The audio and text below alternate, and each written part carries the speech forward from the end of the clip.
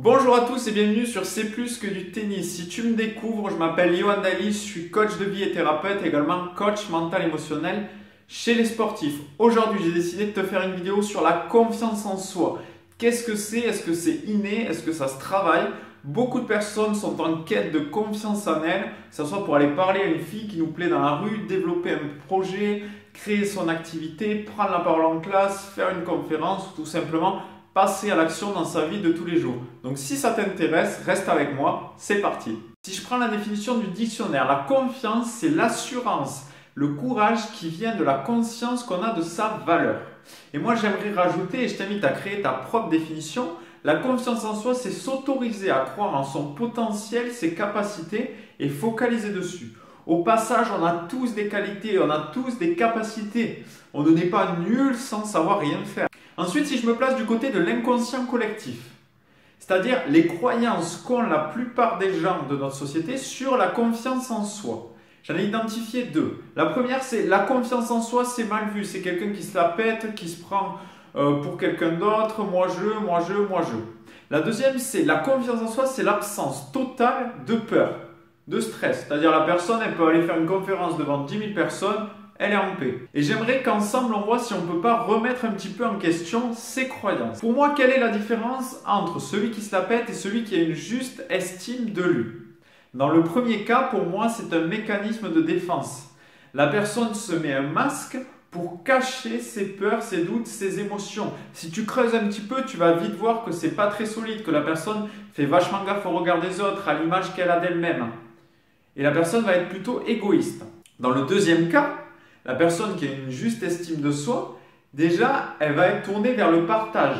Elle a conscience de sa valeur, elle est capable de le mettre à son service et au service des autres. Et c'est quelque chose qui vient d'elle-même. C'est-à-dire que les critiques, ça ne l'atteint pas. Si la critique est constructive, elle se remet en question, sinon elle prend du recul. Elle n'a pas construit l'estime d'elle-même sur son statut social, sur le regard que portent les autres sur elle, sur les réussites, etc. Ensuite, la deuxième croyance qui est la confiance en soi, c'est l'absence totale de peur. Je pense que dans un idéal, après avoir fait un grand travail sur soi, on peut être en paix dans chaque situation. Mais si aujourd'hui, je prends mon cas, à chaque fois que je dois poser une action, je me dis, est-ce que tu penses, Yohan, que tu es assez en paix pour poser cette action? Je vais poser très peu d'actions, je vous le dis. Donc, comment, avec notre fonctionnement aujourd'hui, on peut développer l'estime de soi? Premièrement, il faut le décider. Si tu es toujours en train de te dire l'estime de soi, c'est pas fait pour moi, j'aurai jamais confiance en moi, j'y arriverai jamais, tu as raison. Tu as raison, tu n'y arriveras jamais. Par contre, si tu décides d'avoir confiance en toi, si tu te fais ce cadeau, si tu l'autorises, alors c'est déjà un bon premier pas. La deuxième chose, c'est que tu dois te focaliser sur tes qualités, sur tout ce que tu as réussi au cours de ta vie. Et non pas sur tes peurs, sur tes croyances, sur les étiquettes qu'on t'a collées. Je n'y arriverai jamais, c'est pas fait pour moi, je suis trop nul. 3, tu dois passer à l'action. Tu n'es pas obligé d'aller faire une conférence devant 100 000 personnes demain. Je pense que dans ton quotidien, tu as des petites actions qui vont te demander de sortir de ta zone de confort et qui peuvent augmenter l'estime de toi. Et que tu les réussisses ou pas, on s'en fout. Quatrième chose, c'est plus tu vas passer à l'action, plus tu vas cultiver ça, plus tu vas comprendre ton fonctionnement, pouvoir prendre du recul avec tes émotions et développer l'estime de toi.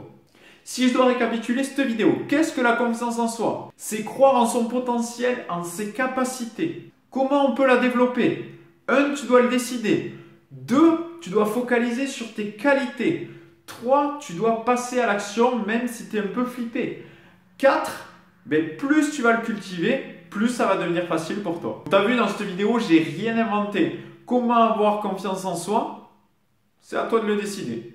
Ensuite, si tu veux vraiment passer à l'action à travers de cette vidéo, si tu ne veux pas dire « ouais, j'ai pigé ce qu'il m'a raconté, la confiance en soi, c'est simple, il suffit de le décider ». Je t'invite à faire un petit exercice. Je vais te poser quelques questions. Première question, sur une échelle de 0 à 10, quelle valeur tu te donnes? Et dans quel domaine? Ça peut évoluer en fonction des domaines dans ta vie. Ensuite, pourquoi? Ensuite, la troisième question, c'est quelles sont tes croyances, quelles sont tes peurs, tes doutes, les étiquettes qu'on t'a collées qui font que tu n'as pas confiance en toi? 4, quelles sont tes qualités? Et la dernière question, qu'est-ce que tu décides? Qu'est-ce que tu décides? Bon, si tu as kiffé la vidéo, tu peux me mettre un petit like. Tu peux partager dans les commentaires. Moi, je ne fais pas cette vidéo juste pour te balancer mon contenu et derrière me dire c'est bon, ils ont le truc, ils s'en débrouillent et en avant. Non, j'aimerais bien échanger. Dis-moi un petit peu dans les commentaires quelle est ta définition de la confiance en soi. Si tu as des questions, n'hésite pas. Ça peut être constructif pour moi, pour toi, pour les gens qui vont lire la discussion. Donc, n'hésite pas à échanger. Pour l'instant, j'ai 0 commentaire. Je suis déçu. Je suis déçu. J'ai une audience qui ne commente pas. Je suis déçu. Bon, ensuite, je voulais récapituler un petit peu par rapport à c'est plus que du tennis. Les gens me disent, ouais, il n'y a pas trop de tennis. Pour moi, le tennis, si tu veux, c'est un outil. Comme le foot, c'est un outil, le ping-pong, c'est un outil, créer son entreprise, l'entrepreneuriat, c'est un outil.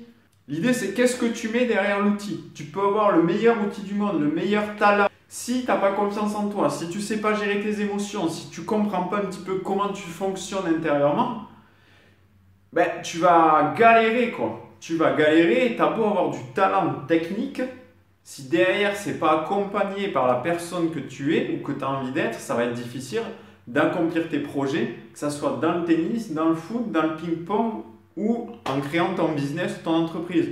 Donc pour moi, c'est important de focaliser sur ce qui se passe à l'intérieur. Mais t'inquiète pas, je ferai, je pense, dès qu'il fera un petit peu plus beau, des vidéos sur le tennis. Voilà ce que j'avais envie de te partager aujourd'hui. On se retrouve très vite dans une prochaine vidéo sur c'est plus du tennis. Ciao!